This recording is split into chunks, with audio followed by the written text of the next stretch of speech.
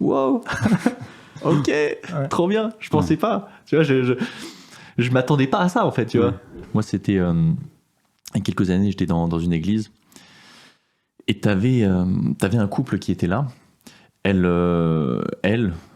était voilà, elle était pas chrétienne, je pense. Lui, il était chrétien, mais j'ai l'impression que c'était il y avait un besoin de rencontrer Dieu comme le Dieu vivant. Tu vois, pas juste le Dieu concept, mais le Dieu vivant. Un peu un chrétien de tradition par culture. Ouais, alors quand même plus, tu vois, Okay. mais tu vois, parfois t'as ça en toi où t'as besoin de pas juste d'entendre parler de Dieu, mais de voir Dieu, tu vois. Et même, en fait, tu peux être chrétien de longue date, ça peut t'arriver. C'est où t'as juste un moment où t'as besoin que Dieu intervienne et se manifeste de façon tangible. Ouais. Et ce qui se passait, c'est que ce gars avait des problèmes physiques, et notamment, il avait un problème au bras, il pouvait pas lever le bras. Donc, si tu veux, son bras, il pouvait le lever comme ça, tu vois.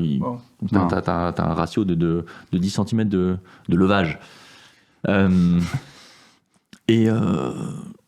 Je discute avec lui, je parle de la foi, et à un moment je lui dis, mais tu sais, je pense vraiment que Dieu il t'aime.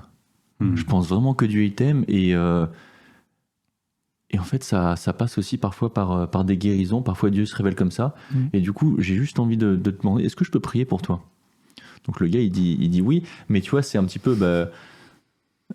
tu sais que tu as déjà des gens qui ont prié pour toi, donc tu continues et c'est oui d'accord, vas-y, oui c'est la bonne réponse. La bonne réponse c'est pas tu vas dire non c'est quoi, ne prie pas pour moi. Forcément la bonne réponse c'est toujours oui vas-y prie pour moi. Mais c'est dur de prier pour quelqu'un qui a déjà reçu plein de fois la prière et que ça n'a pas marché.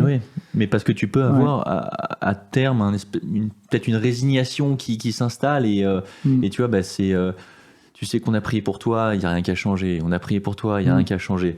Et parfois, tu as cette espèce de routine qui s'installe, et Dieu peut arriver avec ce côté disruptif. Et donc, je pose ma main sur lui, sur son bras. Je commence à prier. Et là, après quelques secondes, il retire son bras. Il me dit « Wow, qu'est-ce que tu viens de faire ?» Ah oui. Okay. Et il me dit j'ai prié pour toi, tu vois. Et il me dit ouais mais attends, j'ai senti une chaleur dans tout mon bras là quand t'étais en train de prier. Et tu voyais que son visage, il était choqué. Parce qu'il s'y attendait pas, tu vois. Pour lui c'était juste, il allait se passer la même chose que d'habitude. Rien. Rien de visible en tout cas, parce qu'il y a des choses qui se passent je pense, mais rien de visible. Et là il se tourne vers sa femme et il commence à lui parler. Il lui dit mais il se passe quelque chose là. J'ai senti une chaleur dans mon bras. Et la femme elle est je comprends pas. Je sais pas. Je sais pas. Elle est un peu perdue. Je sais pas. Je ne sais pas. Et du coup je continue à prier pour lui. Tu vois, je lui dis ok tu sais quoi. Parfois il y a des guérisons qui se passent en plusieurs temps. Est-ce que je peux continuer à prier pour toi? Oui. Je continue à prier pour lui.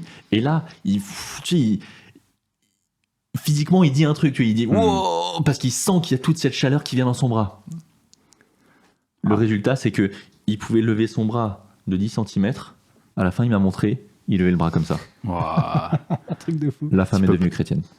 Tu peux pas l'inventer, ça. Non, tu peux pas l'inventer. C'est ça. Et en fait, si tu veux, tu parlais des conséquences multiples. Enfin, c'est moi qui le dis comme ça, des cibles multiples, presque j'ai envie de dire. Des conséquences collatérales. Voilà. En fait, tu vois, t'avais lui qui a été guéri. T'avais la femme qui du coup a vu. En fait, on parle de Dieu, mais Dieu guérit, il est vivant. Trop bien. Et moi, c'était juste. Wow. Ok. Trop bien. Je pensais pas. Tu vois, je m'attendais pas à ça en fait. Tu vois.